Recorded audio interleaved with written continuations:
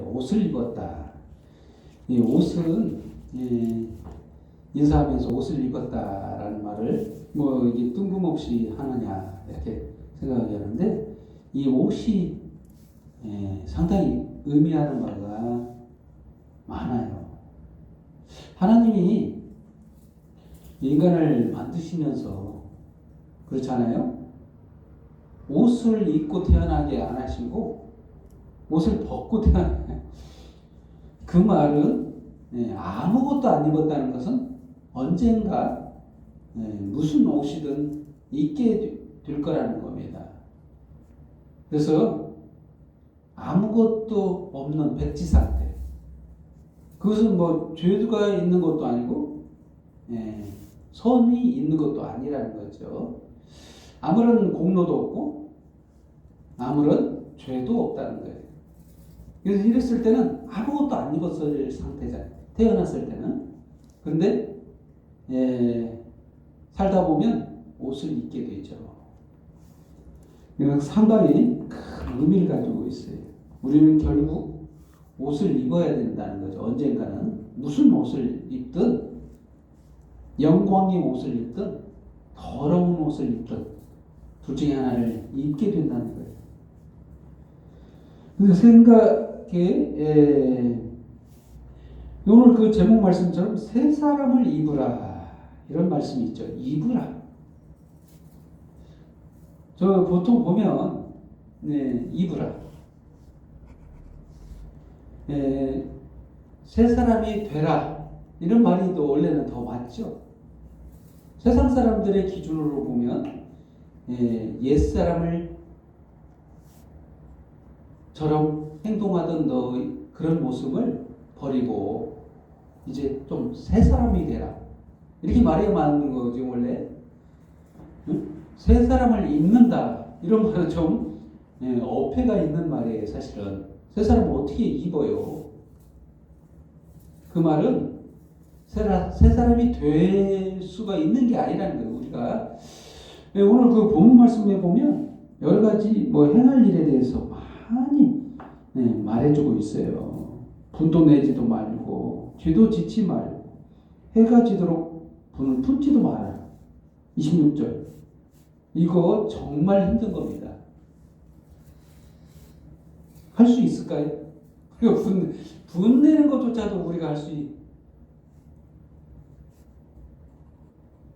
원래는 이거 하지 말아야 되는 건데 우리가 살면서 이거 안 하고는 살 수 없는 거예요. 뭐 어떻게 해야 되는 거? 마귀에게 틈만 주고 있잖아요. 27절 말씀처럼 도둑질을 하지 말고 가난한 자 구제하라. 도둑질은 좀 안 할 수 있어도 구제하기 또 생각처럼 그 쉬운 게 아닙니다. 또 손으로 수고해서 선한 일을 하라. 선한 일. 이것도 만만치 않죠. 더러운 말은 입 밖에 떠내지만 이 더러운 말도 종종 할 수 있어요. 살다 보면. 근데 왜 이런 말씀이 이렇게 은혜를 끼치게 하라. 성령을 근심하게 하지 말고. 이런 말씀을 계속 접하다 보면 우리의 방향성을 잃어버리기가 쉬워요. 너희는 모든 악독과 노함과 분냄과 떠드는 것과 비방하는 것을 모든 악과 함께 버리고 서로 친절하게 불쌍히 여기며 서로 용서하라. 이런 말이 사실 수준 높은 쉽지 않은 우리가 행하기에 어려운 말씀이라는 거예요. 도대체 이 말씀을 어떻게 이해해야 되는가? 본질적으로 쉽지 않은 말씀이죠. 그래서 이 말씀을 오늘 본문 말씀에 새 사람을 입으라 라는 말씀에서 좀 그 들여다볼 필요가 있다. 되라는 말보다 입으라는 말에 주안점을 두고 이 본문 말씀을 좀 읽어볼 필요가 있어요. 제대로 읽어볼 필요가 있죠. 우리들 옛사람은 이래 왔어요. 쭉 이렇게 살아왔습니다. 방탕에 방임에 있고 더러운 욕심을 따라서 우리가 행했어요. 그런데 우리는 뭐가 다르냐? 우리가 수학을 하다 보면 이런 게 있죠. 이 안에, 이 동그라미 안에는 그 영역이죠. 그 사람만의 영역이 되는 거죠. 이게 나라는 영역이 있어. 이 나라는 나 하나로는 행할 수가 없어요. 근데 또 다른 큰 원 안에 내가 들어가 있어요. 내가 이게 잘못을 행하는 이 나라는 그 동그라미 안에 더 큰 원이 있어가지고 나를 이거 포함해 버려요. 그러면 어떻게 됩니까? 나만 있는 게 아니고 나를 포함하는 더 큰 원 안에 내가 갇혀 있잖아요. 그렇게 되면 어떻게 되는 거죠? 더 큰 안에 속해 있는 거죠. 그와 같다고 그렇게 설명할 수 있겠는데 바로 예수 안에 있다 라는 것은 내가 이렇게 행하지를 못해요. 다 할 수 없어요. 하지만 예수 안에 이렇게 큰 원 안에 있다 보니까 내 죄가 보이지 않고 누구의 공로가 보입니까? 바로 예수 그리스도의 공로가 보이는 거예요. 그분이 무엇을 하셨길래 내가 행하지 못했던 그런 범죄들까지 포함해서 예수님이 십자가에서 나의 죄까지 십자가에 못 박아버렸다는 거예요. 그래서 내가 행하지 못했던 그 모든 것이 보이지 않고 예수 그리스도의 공로가 보이는 거예요. 오늘 본문 말씀에 보면 안에 있다라는 말이 많이 나와요. 17절 말씀에 주 안에서 하나님의 생명에서 떠나 있도다. 안에 있거나 떠나 있거나 이런 표현이죠. 많아요. 또 21절 말씀은 진리가 예수 안에 있는 것, 안에 있다. 또 그 21절 끝부분에 그 안에서 계속 나오죠. 그리고 이 안에 있다라는 표현이 32절 말씀에는 30절 말씀에도 그 안에서, 그리고 32절 본문 말씀 마지막에는 그리스도 안에서, 이 안이라는 표현이 계속 많이 이 본문 말씀에 절절하게 깔려 있어요. 오늘 본문 말씀만 있는 게 아니라 본문 말씀 전에도 나오고 이 예배소서 전반에 흐르는 흐름이 안에 있다. 이 중요한 것은 행하는 것이 중요하죠. 근데 누구 안에서 행하냐? 이게 더 중요하다는 거예요. 누가 안에 있느냐? 만약에 우리가 예수 안에서 행한다면 그건 조금 고상한 정말 훌륭한 인격자를 볼 수가 있는데 그렇지만 구원은 못 받아요. 그게 문제는. 안에 있어야 돼. 주 안에 있어야 돼. 그리고 첫 번째로 하나님의 생명 안에서 단서가 붙죠. 우리가 행해야 되는데 하나님의 생명 안에서 있어야 된다는 거예요. 새 사람이 되어야 되는 게 아니라 새 사람을 입어야 되는 거예요. 이게 말을 정확하게 이해를 하셔야 돼요. 이 입는다는 말은 우리가 더럽고 추해도 새 옷을 딱 입어버리면 그 더러움이 보이지가 않아요. 이거 뭘 의미할까요?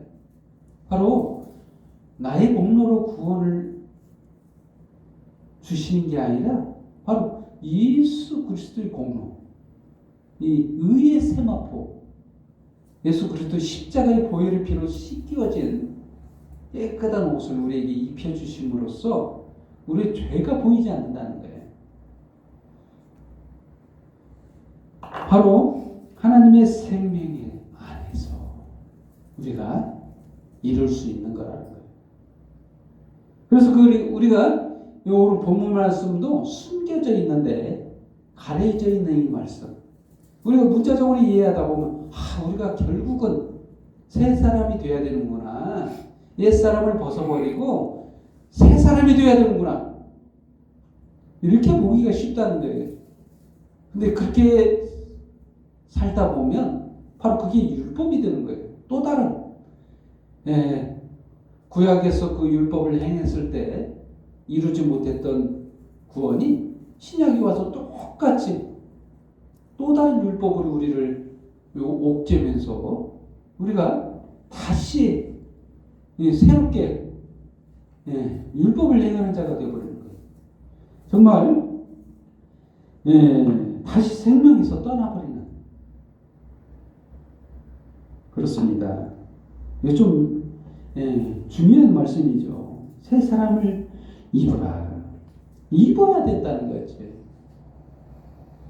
정말 20절 말씀에서 오직 너희는 그리스도를 그같이 배우지 아니하였느니라.